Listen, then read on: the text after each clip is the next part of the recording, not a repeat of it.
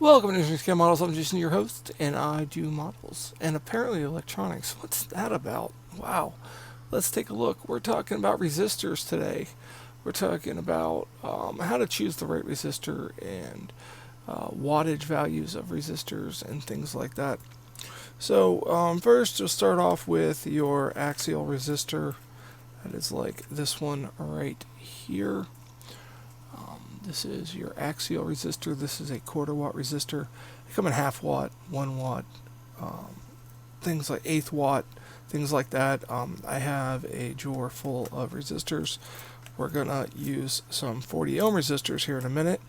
And then I have, I recommend if you need a variety of resistors, these E-Projects boxes. They're all labeled nice and neat. These have good thick legs on them. And these are great for through-hole resistors. You get a nice little sample pack of these resistors. And then there are also surface mount resistors. I have these sample books. These are 201 resistors, super tiny. I have 402, a little bit bigger. And I have the bigger of the surface mount. These are your 1206s. And I also have some other ones in this little SMD assortment kit here. There, this capacitors right here. Here is some 12, some more 1206, some 603s, and some 805s. So that is different size of the surface mount resistors, and they come in different ratings. I believe they are quarter or eighth watt in that size that I have. So now let's talk about the rating. Well, first let's talk about the color code. Let me pull this up here real quick. Hold on one second.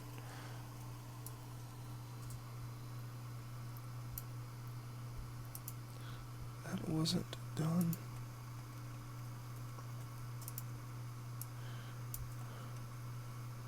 Okay, so let's pull this up here. So this is your resistors. This is your color code here. You have your different color bands, and then you have a 3-band, a 4-band, and a 5-band. And you just take the first color, and that's your first digit. And on a 3, your second color is your second digit, and then your third band is your multiplier. And then on the 4-band, it's your first 3 bands are your digits, and your fourth is your multiplier. And your last band, like on a 5-band resistor, which has 4 bands that give you the value, on the last band, you get a tolerance value, and you can have 5%, 10%, or you can have a higher tolerance resistor, which will have 2 different colors on there. And then it'll give you a parts per million and like 0.1% tolerance. There are more expensive resistors and things like that. If we go back here, we can see we have the 47 ohm resistor here. This one is yellow, purple, which is yellow is 4, purple 7, and then black, which is 0, so 0 multiplier. So, oh, and you know what? This one has a divide by 10 on it. So it's yellow, which is 4, purple, that is 7, and then a 7, so it would be 470, and then it would be divided by 0.1. So basically divide by 10. So that would give you 47 ohms. So now, let me talk about what I mean by the quarter watt rating on this. So if I take one of these 47 ohm resistors and I plug it into this here, this right here, and I take my power supply, which is set to 15.1 volts and 10 milliamps, which is 151 milliwatts. So this is a quarter watt resistor, so it should successfully handle 100 or 250 milliwatts with no issues. So we will connect that up. We will turn on the supply and watch the voltage drop. So we're going to turn this on, and now we are only putting 0.52 volt, 0.5 a volt into this resistor, and we're telling still 10 milliamps, and we are basically consuming no power. The resistor is not getting hot. So let's see if I can zoom in here a little bit. So now let's crank up the amperage. If we crank it up to 20 or 20 milliamps, and then let's crank it up to 100 milliamps, and you'll see my voltage drops up to, okay, let's bring it down to 50, because I don't want to go. Okay, so now we're at 120 milliwatts, so I can, okay, right there at 70 milliamps, 3.3 volts, I'm at 230 milliwatts, which is 20 under its recommendation. Now, if I go to exceed this quarter watt rating and I put 80 milliamps in it, it will, which is 300 milliwatts, which is 50 milliwatts over its quarter watt rating, which is 250 milliwatts. That resistor is going to get hot. And then if I crank it up more to 110, I am double its rating, and we should see the resistor start to change colors. We're also going to look at this under the thermal imaging camera also. So we'll go ahead and bump it up a little bit more to 140 milliamps. So that's almost 4 times its rating there. There's 4 times its rating at 150 milliamps. So this resistor is no doubtedly getting hot, and it is not changing color quite yet, but I can feel the heat off of it without touching it. So soon this resistor is going to be no more. So I'm going to crank it up just a little bit more. I'm going to crank it up to 170 milliamps, 5 times over its recommended rating. I don't recommend you do this, guys. I can smell the resistor cooking. If you could only smell what I can smell in here. That resistor is cooking. It is starting to get discolored a little bit. Turn off that fan I had on. So I can smell the resistor burning, and I cannot quite tell if it's releasing any smoke yet. With all the lights, it's hard to tell. But it is definitely discolored. I will show you this is a non-discolored one next to it. You can see how it is discolored. It's still sinking all that current, so it's just getting hotter and hotter and hotter until it eventually is going to burn up. I'm going to crank it up to 200 milliamps. There's 200 milliamps, and now you can see in comparison it is a lot darker. 1.8 watts burning through a quarter watt resistor. So the color change, it's still sinking the 200 milliamps. I did this experiment earlier and it didn't take this long. I did use a higher resistor, so I'm not sure if that affected it any. So eventually this is probably going to burn out. Let's go to 250 milliamps. So yeah, it is starting to at 2.8 watts.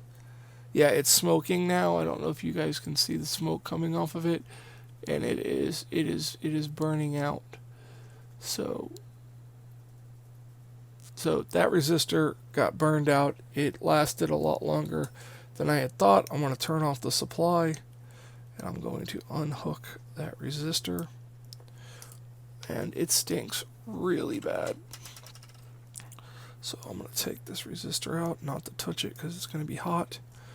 And we are going to do it again with, we'll use the same resistor, same 47 ohms. This time I'm going to put the thermal camera up. So I'm just using the breadboard to hold it in place. So I'm going to turn the current down back down to the 20 milliamps to start. Let me get the thermal camera hooked up here. And I just pulled off the holder.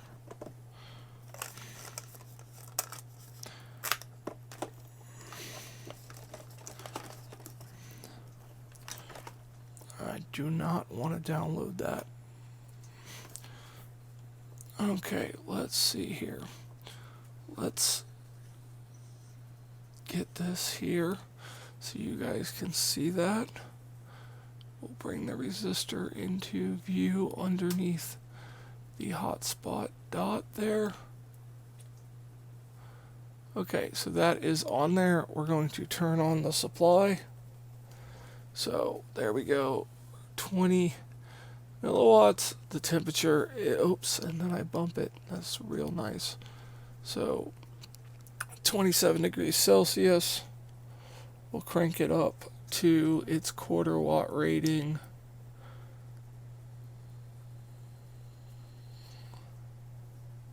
Right there, 70 milliamps is 230, right under its quarter watt rating. As you can see, it has jumped to 30C. So it's holding 30C pretty good. It's maybe climbing up slowly. Let's go slightly over its quarter amp. So there's 50 milliwatts over. And we'll see if it starts to get hotter. See, it's climbing up 32. So it's also dissipating into that breadboard there. Let's see if I can move this over just a smidge. So it's 35. Let's crank it back up to, let's go up to 200 milliamps. So there is 1.8 watts. Now you can see it rapidly escalating in temperature. So I am way above its rating. As you can see, 70 degrees Celsius.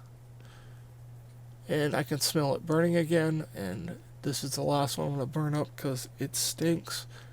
But as you can see, 74 degrees C. Slowly getting up.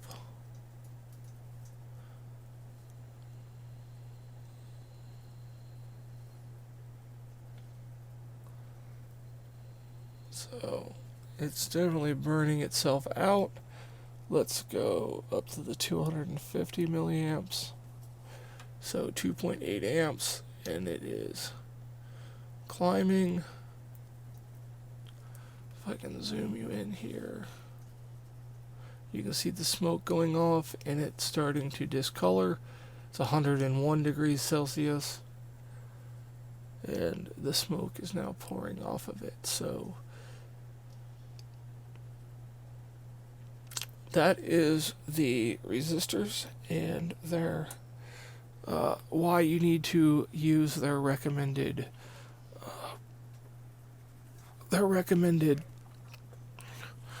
wattage rating, because they will burn up and release the magic smoke, and you can't put that back in. So I just wanted to do this little demonstration on resistors.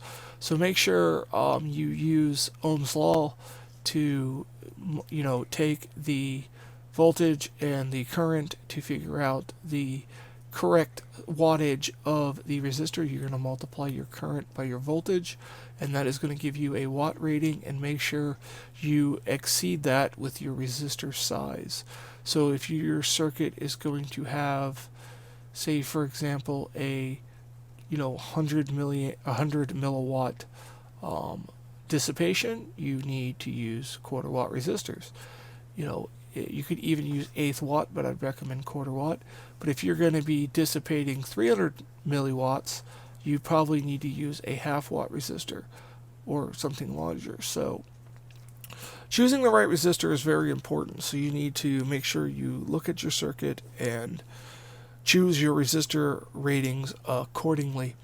Otherwise, you are going to get the smoky resistor. And sometimes they fail in open circuit, and sometimes they fail in a short circuit.